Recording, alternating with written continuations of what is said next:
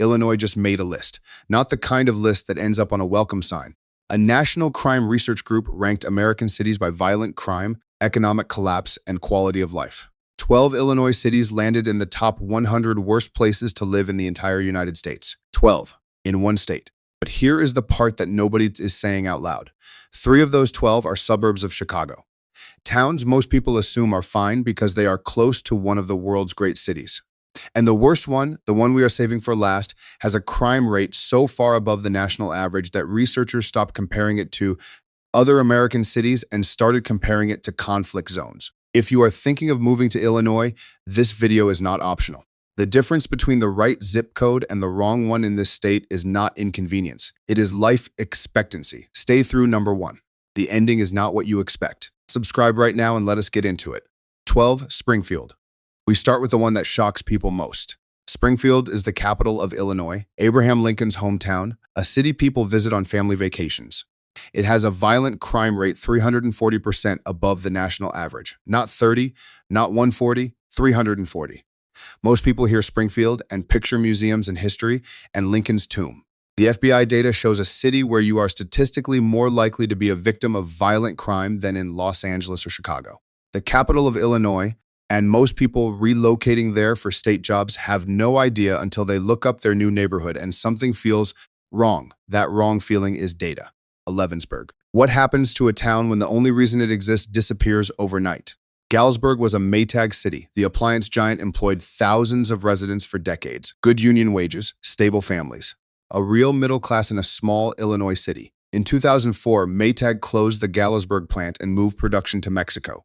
4,500 jobs gone in one announcement. Galesburg has lost nearly 20% of its population since that day. Median household income dropped by a third. The downtown, and this is the pattern interrupt, is genuinely beautiful. Historic architecture, tree-lined streets, a college campus, the bones of a place that should be thriving. But a city is not its buildings, it is its economy.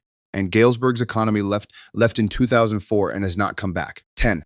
Kankakee, 50 miles south of Chicago. Close enough that people assume it benefits from Chicago's orbit. It does not. Kankakee has had the highest sustained unemployment rate in Illinois for 15 consecutive years. Poverty sits above 30%. Violent crime is 412% above the national average. Here is what makes Kankakee different from every other city on this list. It is not a post-industrial collapse. It never had a dominant industry to lose. It simply never developed one. 50 miles from one of the world's great economic engines, and none of it ever arrived. Researchers call cities like this shadow cities. Close enough to a major metro to be overlooked for development investment, far enough to miss the actual benefits, permanently trapped in the middle distance. Danville is ground zero for the opioid crisis in Illinois. Overdose deaths here run 470% above the state average, which is already above the national average. But the data point that stops researchers cold is this. Danville had a functioning economy as recently as 2001, a General Electric plant, a Hister forklift factory, stable employment, a tax base, public services that worked between 2001 and 2010, every major employer left. The vacuum that followed was filled, as it always is, by the only economy that does not require infrastructure. Danville is not a warning about the future. It is a warning about how fast the present can become the past when nobody is watching. 8. Peoria. Stop me if you have heard this before. Mid-sized city, river views, a medical center, a university, Caterpillar's global headquarters, John Deere facilities, every component of a city that should be working. Peoria has a violent crime rate that placed it 15th on CBS's list of the most dangerous cities in America, in the same tier as cities 10 times its size. Illinois has been trying to save Peoria for 30 years. State money, federal grants, revitalization projects. With all of that institutional investment, it has not moved the numbers. What does that tell you about every smaller Illinois city that has none of those advantages? That answer is the rest of this list. 7. Harvey, 17 miles south of downtown Chicago. Harvey has a violent crime rate over 1,000% above the national average. The city went functionally bankrupt in 2017. Officers went months without paychecks. Fire equipment broke down with no budget to fix it. A state oversight board took control and found years of missing funds. 17 miles from Chicago.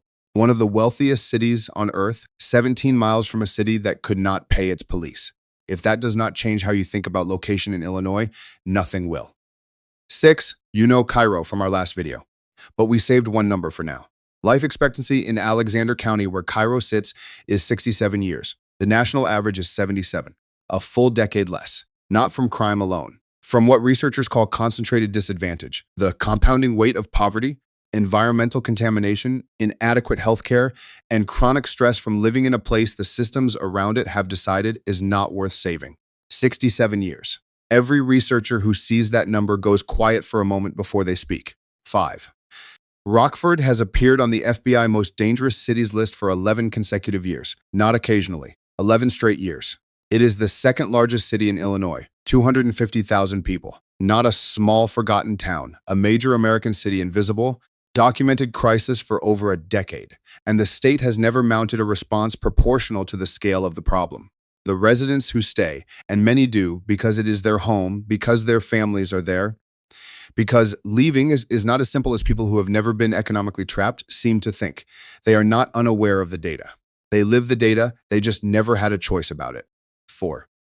In 2021, a city in Illinois changed its name. Centreville renamed itself Cahokia Heights. New name, fresh start, new branding. The violent crime rate did not change. The poverty rate did not change. The sewage system, which had been backing raw sewage into residents' homes for years, into living rooms and basements, did not change. ProPublica documented it. The investigation won a National Journalism Award, a name change. For a city where sewage was coming through the floor, the residents who had been complaining for years watched their city get a new name and continued stepping around the same water. 3. Decatur. Between 2010 and 2023, Decatur lost more residents per capita than any other city in Illinois.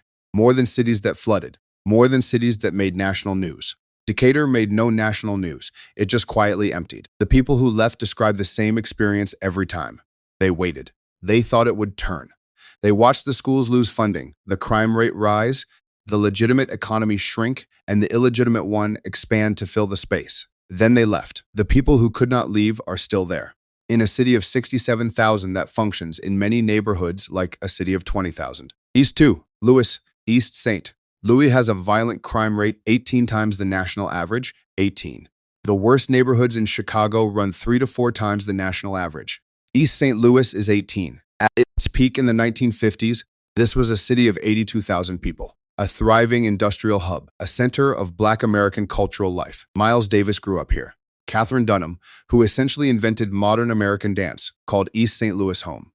Today, the population is 17,000. What happened here is not a mystery. It is a documented, step-by-step case study in what happens when industry leaves, investment follows it out, and a city is deliberately abandoned by every system that should have protected it. 82,000 to 17,000. The ones who stayed did not fail. They were failed. The answer. You have been waiting for number 1. Here it is. There is no single worst city in Illinois. That is the answer. Every city on this list is the worst, for a different reason, for a different person, depending on what you are walking into. Moving for a government job? Springfield's crime rate is the threat nobody mentioned in the job offer. Moving for affordability? Kankakee's unemployment trap is waiting. Moving to be near Chicago? Harvey is 17 miles away.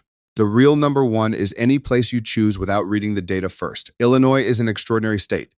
Real communities, real people, real lives built against serious odds. But it also has some of the most severe concentrated disadvantage in America, sitting directly beside some of the most concentrated wealth. The gap between those two realities is not random. It is the result of decisions. Decades of decisions made by people who did not live with the consequences. Know where you are going. Know what the numbers say. We will see you in the next one.